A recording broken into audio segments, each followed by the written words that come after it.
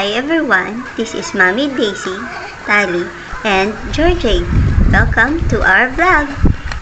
Yay! Magandang araw. Na-late na nga kami ng gising dahil magsisimba nga kami. Ito, nag-aapon na kami masasakyan. At nakasakay na nga kami at ito nga nagkahayas. Ito, hikab-hikab pa nga si Georgel. At nabigla nga sa kanyang paggising. Gusto ko sana magreklamo sa driver kasi napakakaldaog ng pagdadrive niya. Pati yung pag-video ko nagkakaldaga na rin. Pati kami tumatalo na dito.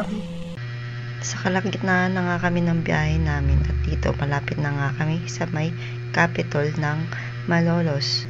Ay, lagpas na pala ng Capitol ng Malolos. Georgel, lahat ng mga nakakita niya parang nag-iisip bakit ganito ka kaldag ng jeep namin na nasakyan. Naghahay na nga lang si Natalie dito, parang di mo alam, ayan. At nakatulog na nga yung bata sa sobrang kaldag ng jeep na sinakyan namin. At yun, may sipon pa nga dito. Hoy, gising pala. Hanggang sa nakatulog na nga yung bata. Nabitin pa nga siya siguro sa kanyang pagtulog, kaya ayan, tulog ulit yung bata. Ito pa nga si Tali, ayan, enjoy pa rin sa kanyang pagjo-joyride. Basta gala, game na game. Ito na nga, nakababa na nga kami dito sa may palengke banda.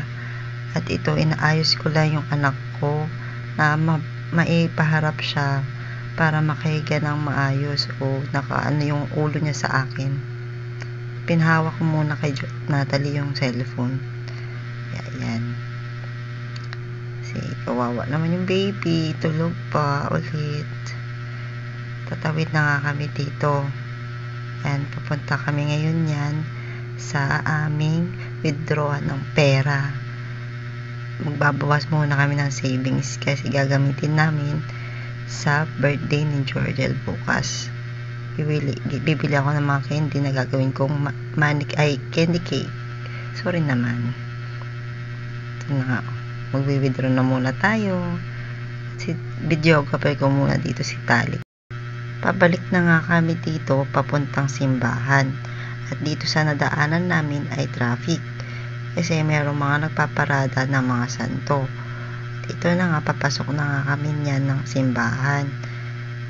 At dire-diretso na nga kaming pumasok kasi para makaupo na nga kami mag-iina kasi para malapit nang matapos ang pang alas 7 na misa. At lahat na nga, ayan, lumalabas na yung iba pumipila pa. At si Georgel na nga, gising na nga din at nag-o-observe ng kanyang paligid kung nasaan na siya. Ayan, ang laki ng mata. At ito naman nga si Natalie, patingin-tingin lang, pero mamaya niyan, nag-iikot na yan silang dalawa. Hinintay na nga lang namin na magsimula ang susunod na misa. Hindi na ako nakapag-video dito kasi nalolobat na ako. Salamat sa pagnonood.